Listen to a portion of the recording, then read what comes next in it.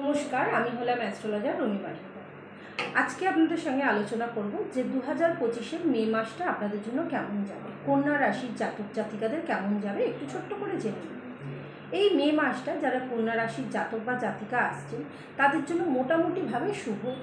আপনি যদি নিজের পরিশ্রম বা বিচক্ষণতা মাধ্যমে অনেক কোনো কাজ করে থাকেন তার মধ্যে সাফল্যতা পেতে পারেন, কিন্তু সব কিছুর মধ্যে ধৈর্য ও সচেতন কিন্তু আপনাকে হতে হবে, নাহলে কিন্তু কোনো জায়গাটাই কিন্তু সাফল্য কিন্তু পাবেন না। কর্ম ও অর্থর দিকটা একটু জেনে নেব যে এই মাসটা কেমন যাবে। চাকরির জীবনে উন্নতির সুযোগ আসতে পারে, বিশেষ করে যারা সরকারি চাকরির বা ম্যানেজমেন্ট করেন তাদের জন্য কোনো না কোনো ভালো সুযোগ বা ভালো সময় আসতে পারে। এবং ব্যবসায়ীদের ক্ষেত্রে মাসের মাঝখানটায় একটা ভালো কোনো লাভের চুক্তিপত্র কিন্তু হতে পারে। এবং অর্থের দিকটা মোটামুটি যাবে, স্থিতিভাবে একটুখানি কম খরচের দিকে একটু যাবেন, কারণ বেশি খরচ করতে চেষ্টা করবেন না, কারণ এই মাসটা আপনার জন্য কিন্তু আয়টা বেশি হবে না, সেই অনুযায়ী কিন্তু খরচ করাটা বিশেষ করে দরকার।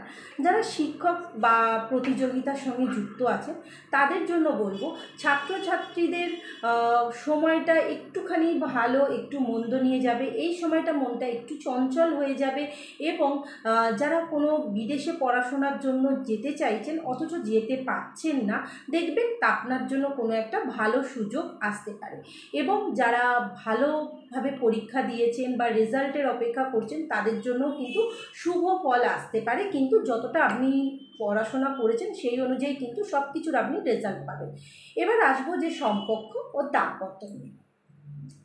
পরিবারের সঙ্গে শান্তিটা বজায় রাখবেন, কোনো রকমভাবে মনটা অস্থির করবেন না, অস্থির করলে কিন্তু পরিবারের সঙ্গে ঝামেলা ঝঞ্ঝাটের সঙ্গে জড়িয়ে যেতে পারেন। এবং যাদের নতুন বিবাহ হয়েছে তাদের মধ্যে একটু হলেও খুঁটিনাটি কিছু না কিছু সমস্যা থাকতে পারে, এবং আস্তে আস্তে সেটা দেখবেন মিটে যাচ্ছে। যারা পুরনো দাম্পত্য জীবনে আছেন তাদের মধ্যে যদি কোনো রকম অশান্তি লেগে থাকে সেটাও কিন্তু ভালোভাবে মিটে যাবে। যদি কেউ এখনও রিলেশনশিপে জড়িয়ে না থাকে অবশ্যই আপনি কোনো না কোনো নতুন সম্পর্কের সঙ্গে জড়াবেন। এবং যারা প্রেম ভালোবাসা করে আছেন তাদের মধ্যে যদি কোনো রকম ঝামেলা ঝঞ্ঝট থাকে এই মাসে কিন্তু ঝামেলা কোনো ঝঞ্ঝট থাকলেও সেটা মিটে যাওয়ার সম্ভাবনাটা অনেকটা বেশি দেখা যাচ্ছে। এবার আসবো স্বাস্থ্য কিন্তু আপনার মোটের ওপর ভালো থাকবে। এই সময়টা এই মাসটা আপনার মেনলি যে জায়গাটায় সমস্যা হবে সেটা হচ্ছে পেট সংক্রান্ত সমস্যা বা ত্বক নিয়ে সমস্যা হবে। এই জন্য বলবো একটু বিশ্রাম করার চেষ্টা করবেন, একটু হালকা করে কোনো ব্যায়াম একটু করার চেষ্টা করুন, এতে আপনার পেটের জায়গাটা এবং ত্বকের জায়গাটাও আপনার অনেকটা ভালো থাকবে। যদি কোনো বড় কোনো সমস্যা থাকে অবশ্যই ডাক্তারের সঙ্গে কনসাল্ট করবেন। আজকে কন্যা রাশি নিয়ে বললাম, আবার অন্য কোনো রাশি নিয়ে নিশ্চয়ই বলবো। তো সবাইকে বলবো যারা ইউটিউব থেকে দেখছেন অবশ্যই চ্যানেলটাকে সাবস্ক্রাইব করে নিন, আর যারা ফেসবুক থেকে দেখছেন অবশ্যই ফলো করে নিন। এতে কি হবে, আমি যখনই কোনো ভিডিও নতুন আপলোড করব তখনই কিন্তু আপনার কাছে সেই ভিডিওটা পৌঁছে যাবে। সবাই ভালো থাকুন, সুস্থ থাকুন, রাধে রাধে।